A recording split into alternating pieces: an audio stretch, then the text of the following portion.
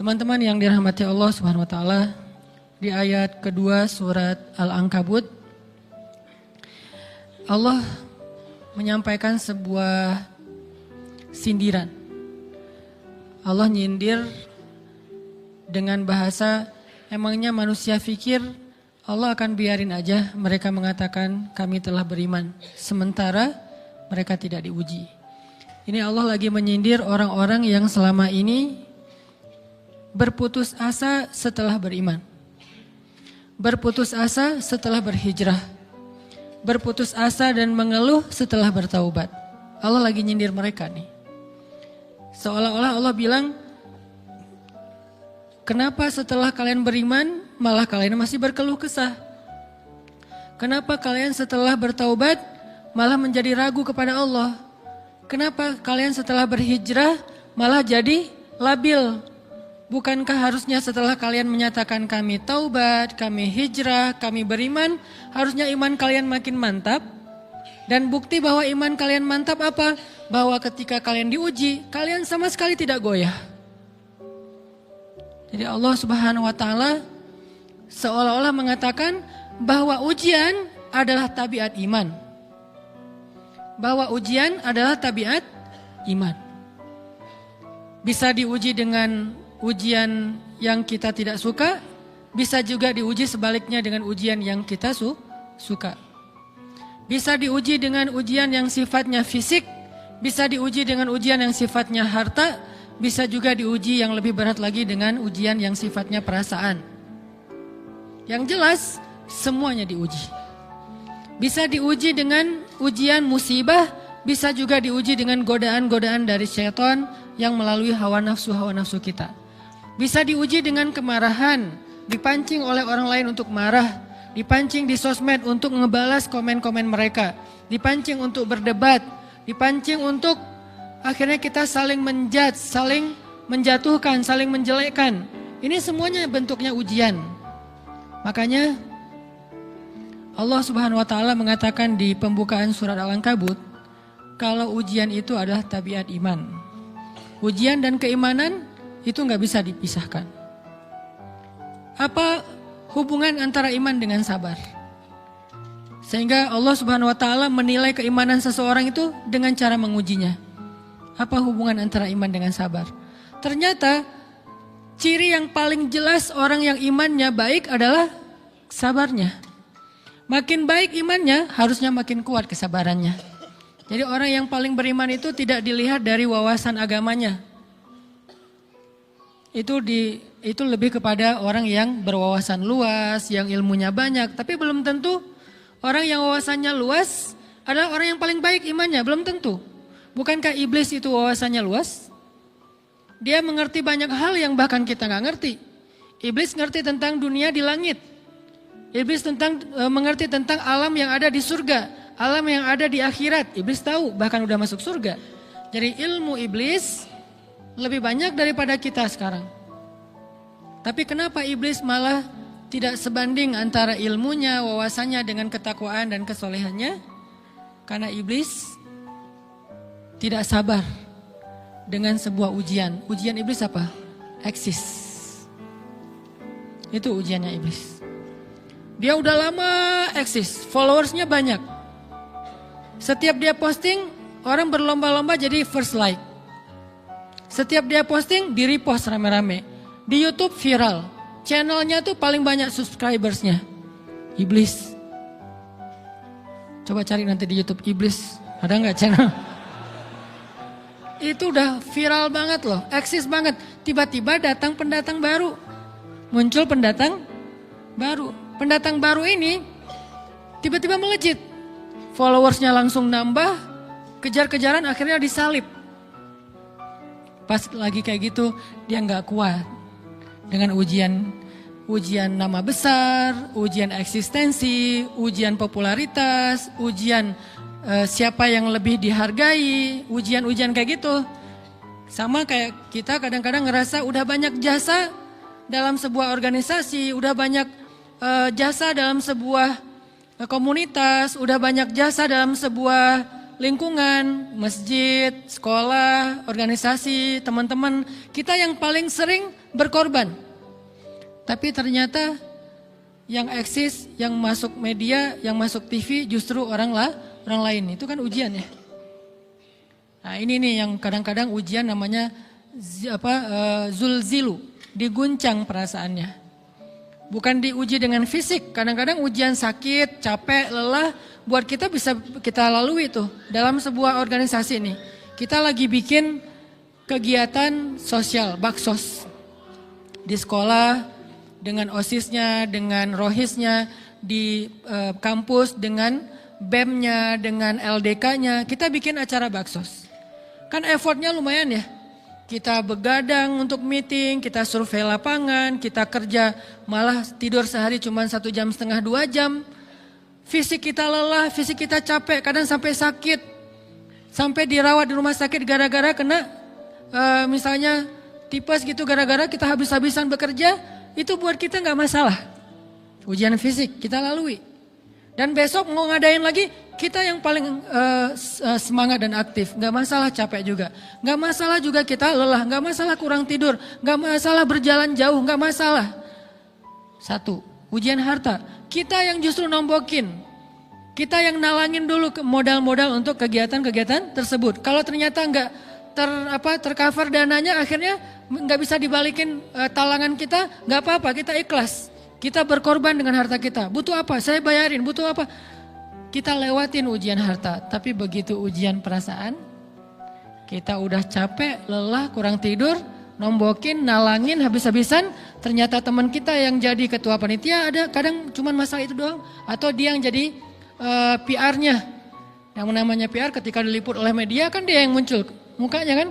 Akhirnya diundang oleh misalnya hitam putih lah atau apalah. Kok dia yang muncul di sana? Atau diundang berdua, tapi sampai di sana dia yang banyak ngomong, kita diam aja. Pulang-pulang pundung. Begitu besok mau ngadain lagi, udah gak mau terlibat. Left group. Kenapa itu terjadi? Ujian zulzilu, perasaan. Itu yang dialamin oleh iblis. Iblis rela banget disuruh beribadah, sujud beribu-ribu tahun, kuat iblis. Kalau kita mungkin jidatnya hitam, kalau iblis mungkin udah kepala-kepalanya hitam, saking rajinnya sujud. Wah, ibadahnya udah ribuan tahun. Iblis disuruh berkorban dengan harta yang dia miliki, dia kasih aja semuanya. Tapi kalau disuruh dia ngalah dari Adam untuk memimpin alamin, menjadi khalifatullahi fil ard, menjadi pemimpin wakilnya Allah di muka bumi, buat iblis ini berat. Kenapa dia? Ana khairum min, saya lebih baik daripada dia. Saya lebih senior daripada dia. Saya lebih sehat daripada dia. Saya lebih keren daripada dia. Saya lebih. Ujian emosional, ujian ego, ujian perasaan. Itu yang lebih berat buat kita. Kadang sakit dan dirugiin orang lain, teman segala macam kita masih oke lah. Selama ini asal kita ngumpul selalu gua yang bayarin, oke deh gak usah dibahas. Baru dibahas nanti pas sakit hati. Kalau belum sakit hati kan gak dibahas kan? Gak apa-apa deh kita terus yang bayarin, kita traktirin ngopi apa segala macam. Gak pernah dibahas. Kebersit sih di benak kita, cuman gak mau dibahas. Kenapa? Udahlah biarin aja, easy going. Kemudian kayak kita yang capek harus rempong sana kemari segala macam. Selalu acaranya di rumah kita, akhirnya kita yang bayarin, kita yang rempong, nyiapin segala macam, bebersih sendiri. Tapi begitu ada yang nyakitin perasaan kita sedikit aja, semua itu balik lagi. Dari dulu ya. Nah, keluar kan? Kenapa? Dipancing oleh ujian perasaan. Jadi ternyata yang paling berat itu adalah zulzilu, diguncang perasaannya. Kita kadang-kadang habis-habisan buat seseorang, gak masalah. Hujan-hujanan dia yang pakai jas hujan, kita gak pakai apa-apa, gak apa-apa. Sakit-sakitan juga, dikerok dan segala macam, biarin aja. Kalau perlu misalnya kalau bannya lagi kempes, dia naik Grab, kita dorong-dorong motor terus cari tempat segala macam sampai tengah malam. Gak apa-apa deh buat dia. Apa sih yang gak buat kamu? Begitu dia selingkuh, keluar semuanya. Mulai list report keuangan. Wah dulu sekian, sampai uang receh-receh juga dihitung kan ya. Kenapa bisa kayak gitu? Perasaan kan? Nah ini nih, yang kita coba belajar. Mungkin malam ini kita lebih banyak membahas tentang sabar terhadap ujian perasaan. Karena banyak macam-macam ujian.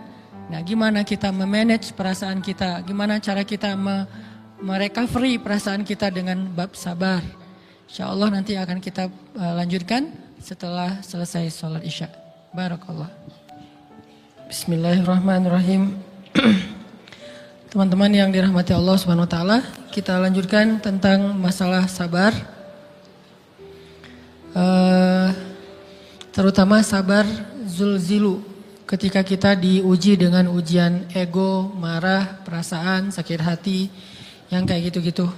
Ini ujian jauh lebih berat daripada ujian fisik dan ujian harta. Termasuk rasa cinta, rasa benci, kadang itu menjadi ujian. Kenapa ujian bikin kita jadi tidak lagi logis, nggak realistis, dan kadang-kadang mengabaikan hal-hal nilai-nilai yang kita selama ini pegang sebagai satu kebenaran. Kita ngabaikan batasan-batasan syariat. Ini semuanya ujian dari Allah Subhanahu wa taala. Sehingga tidak disebut orang yang beriman kecuali ketika Allah Subhanahu wa taala melihat dia sabar dalam ujian. Kalau dia nggak sabar dalam ujian, malah di dalam pembukaan surat Al-Ankabut tadi Allah menggolongkan mereka termasuk orang-orang yang munafik. Apa arti yang orang munafik? Orang yang mengaku beriman tapi sebetulnya dia tidak beriman. Apa salah satu buktinya? Dia tidak sabar. Jadi kalau kita mau menilai diri kita mukmin atau munafik, dan ini bukan materi untuk menjudge orang lain. Oh ternyata dia itu munafik, bukan. Lagi-lagi konsep kita belajar itu angle-nya untuk diri kita sendiri. Saya sangat tidak merekomendasikan kita belajar untuk mendapatkan kaca pembesar, mencari-cari kesalahan saudara kita. Tapi kita belajar untuk semakin bisa bercermin untuk menemukan aib dan kekurangan diri kita. Jadi semakin kita tahu ilmu agama, semakin kita tahu ayat dan hadis, semakin kita punya cerminan untuk menilai diri kita dan memperbaiki diri kita. Bukan nyari kaca pembesar untuk memperjelas aib-aib dan kesalahan orang lain. Kalau kita pengen menilai diri kita ini orang yang mukmin atau munafik, caranya lihat aja kita sabar nggak nih, terutama dalam masalah emosional, dalam masalah ego, dalam masalah marah, dalam masalah hawa nafsu, dalam masalah perasaan cinta, dalam masalah benci segala macam. Masih bisa nggak kita adil bahkan kepada orang yang kita benci? Adil kepada orang yang kita benci, adil kepada musuh sekalipun. Bahwa jangan sampai kita gara-gara nggak suka kepada seseorang, kita berlaku zalim kepada dia. Jangan. Ini berarti kita harus ngelawan ego kita sendiri. Ego untuk memaafkan orang lain, ego untuk bisa melupakan kesalahan orang lain, ego untuk bisa berlapang dada dengan hal-hal yang gak nyaman daripada orang lain.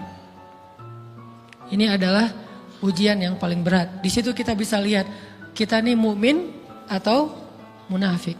Kalau gak pernah sabar sama sekali dalam masalah ego, dalam masalah emosional, berarti jangan-jangan kita tergolong di antara orang-orang yang kata Allah, wa ma hum bimu'minin. Mereka bukan orang yang beriman. Kata Allah di surat Al-Ankabut, mereka itu adalah wala ya'lamannallahul munafikin, orang-orang yang munafik. Nauzubillah min dzalik. Kalau kita merasa pernah sabar terhadap emosi kita, sekarang kita lihat sesering apa kita sabar terhadap emosi kita. Maka derajat seorang mukmin tergantung tingkat kesabarannya. Ada yang orang sabar hanya kalau disakiti dengan satu kata. Ada yang sabar dengan satu kalimat. Ada yang sabar dengan satu paragraf. Ada yang sabar dibully rame-rame juga dia sabar. Berarti lahum darajatun inda rabbihim. Orang beriman juga bertingkat-tingkat. Dan tingkatan itu tergantung tingkat kesabaran kita dalam menghadapi ujian, salah satunya ujian emosional kita, perasaan kita.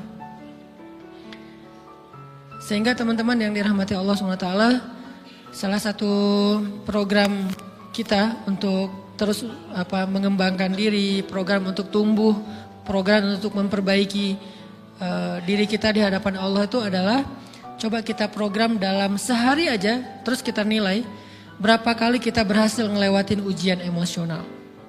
Bukan cuma marah, termasuk cinta, benci, tersinggung, sakit hati, kayak gitu-gitu.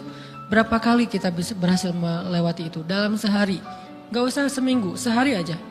Di jalan, sama temen, di grup WA, di IG, di Twitter, di mana gitu. Coba kita lihat berapa kali kita bisa menahan diri kita dan bersabar.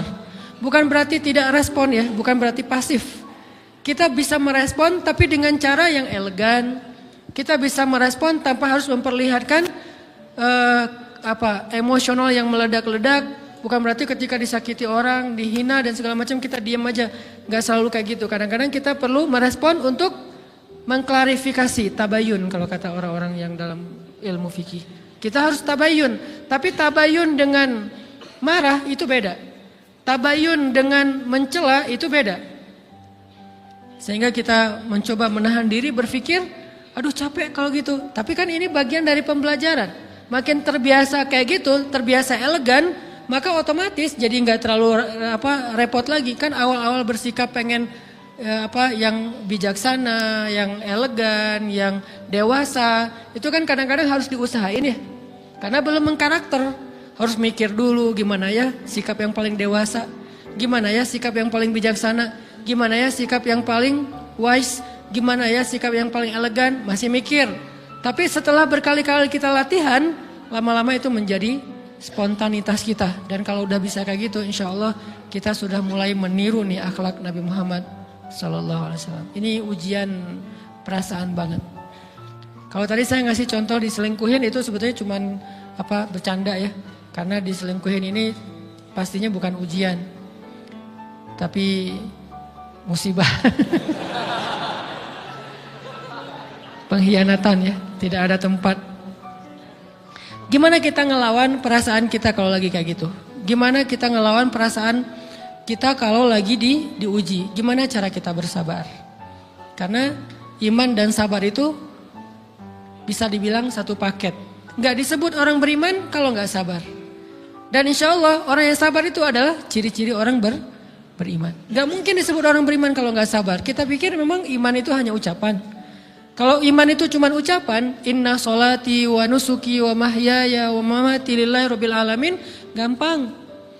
Kalau iman itu cuma ucapan, hasbiyallah wa ni'mal wakil, gampang. Kalau iman itu cuma ucapan, la haula wa la quwata illa billah, gampang. Kalau iman itu cuma ucapan, iyyaka na'budu wa iyyaka nasta'in, gampang. Tapi Allah mengatakan, wa ma hum bimu'minin. Ahasiban nasu ayyutraku ayyakulu amanna wa hum la yuftanun. Emangnya cukup dengan hanya mengatakan kami telah beriman lalu tidak diuji? Ternyata iman adalah sabar dalam ujian.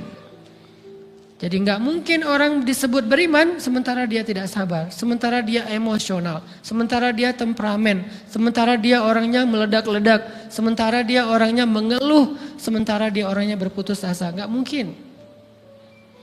Karena ulama mengatakan la tayasu, jangan berputus asa. Fa innal ya's laisa min akhlaqil muslim atau mu'min. Karena sesungguhnya keputusasaan bukan di antara akhlak orang yang beriman. Orang yang beriman itu tidak pernah berputus asa. Serumit apapun masalah kita, kalau kita punya yakin sama Allah bahwa Allah ala kulli syai'in qadir, maka kita pasti akan punya harapan. Kalau kita yakin bahwa Allahu Akbar, sebesar apapun masalah kita, Allah lebih besar daripada masalah kita kan? Bukankah kita mendengar Allahu Akbar, Allahu Akbar. Ada gitu yang lebih besar daripada Allah? Harusnya kita tidak pernah berdoa kepada Allah sambil mengatakan, ya Allah saya punya masalah besar. Itu sama aja dengan kita ngeledekin Allah. Sama aja kayak kita datang ke teman kita bilang gini, saya mau pinjam duit. Enggak akan banyak kok, saya tahu kamu kalau kebanyakan kamu enggak akan sanggup. Kan enggak mungkin kita ngomong gitu kan ya. Saya lagi banyak hutang nih. Saya mau minta tolong sama kamu. Insya Allah saya enggak akan minta seutuhnya. Saya tahu kamu juga kurang duitnya. Saya minta dikit-dikit aja lah. Kan enggak gitu kan cara kita minta tolong. Sama aja kita doa, ya Allah saya punya masalah besar. Ngomong ke Allah punya masalah besar. Kalau kita ngomong ke manusia kayak gitu wajar, tapi ke Allah, ya Allah saya punya masalah kecil nih. Apa? Ada hutang sedikit, berapa? 100 M. Allah kan ghaniyun, maha kaya, jadi jangan pernah mengatakan 100 M itu besar di hadapan Allah. Kita ngeremehin Allah banget. Bukankah Allah maha kaya? Jangan pernah mengatakan bahwa musibah kita, ditinggalkan orang yang kita cintai, dibully seluruh dunia, itu besar di hadapan Allah. Bukankah Allah cukup buat kamu, kata kamu? Inna sholati wa nusuki wa mahyaya hasbi Allah ni'mal wakil. Jadi Allahu Akbar. Sehingga kalau kita berdoa, ya Allah saya punya sedikit masalah. Bukankah Umar pernah mengatakan, ya nafsi, idza dhaqat alaikid dunya, fala taquli ya Rabbi indi hammun kabir, faquli ya hammun indi rabbun kabir. Wahai jiwaku, kalau kamu merasakan kesempitan, kegalauan, bingung, sakit, jangan pernah kamu mengatakan ya Rabbi saya punya masalah besar. Tapi katakanlah wahai masalah saya punya Rabb yang maha besar. Iman dan harapan, berharap itu nggak bisa dipisahkan. Iman dan sabar itu nggak bisa dipisahkan. Iman dan berserah diri atau menyerahkan urusannya, tawakul atau kita nyebutnya tawakal, nggak bisa dipisahkan. Bagaimana kita mau menyebut diri kita mukmin sementara kita nggak sabar ketika diuji dengan perasaan? Alhamdulillah kalau kita selama ini masih bersabar dengan ujian fisik. Ujian fisik yang setiap hari kita alamin apa? Lelah, capek, pulang kerja, pulang sekolah, pulang dari kampus, ngaji. Capek kan? Belum lagi macet-macetan, belum mandi pula. Dari tadi pagi, dari semalam kurang tidur, dan segala macam. Lelah, capek, ngantuk. Kadang-kadang sampai drop kesehatan kita. Kita bisa lalui itu, gak apa-apa, capek-capek juga. Yang penting saya pengen belajar. Jalan nih jauh-jauh, ada yang dari Sumedang, ada yang dari Lembang, ada yang dari Banjaran, dari mana-mana datang pengen ngaji. Jarak jauh gak apa-apa, macet gak apa-apa, lelah gak apa-apa, habis duit gak masalah. Tapi sampai di sini kesenggol dikit aja sama teman kita, dalam ucapan mungkin, dalam ekspresi kadang-kadang kita senyumin gak dibalas senyum, atau mungkin hal-hal sepele. Itu bikin seolah-olah amal kita yang udah habis-habisan tadi jadi berkurang sampai habis pahalanya. Ujian perasaan. Kadang-kadang datang ke sini nggak ada rasa tidak nyaman sedikit mungkin dengan teman kita atau dengan orang yang di sebelah kita. Akhirnya kita merasa tersinggung. Akhirnya kayak jadi berlebih-lebihan. Di tangga, di pintu, pas keluar, di tempat wudhu, di mana. Hal sepele sebetulnya, tapi mengganggunya bukan fisik kita.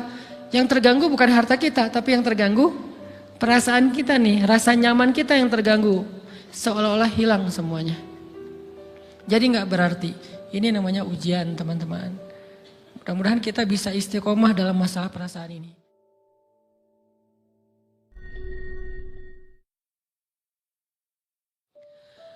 Teman-teman yang dirahmati Allah Subhanahu wa taala, di ayat kedua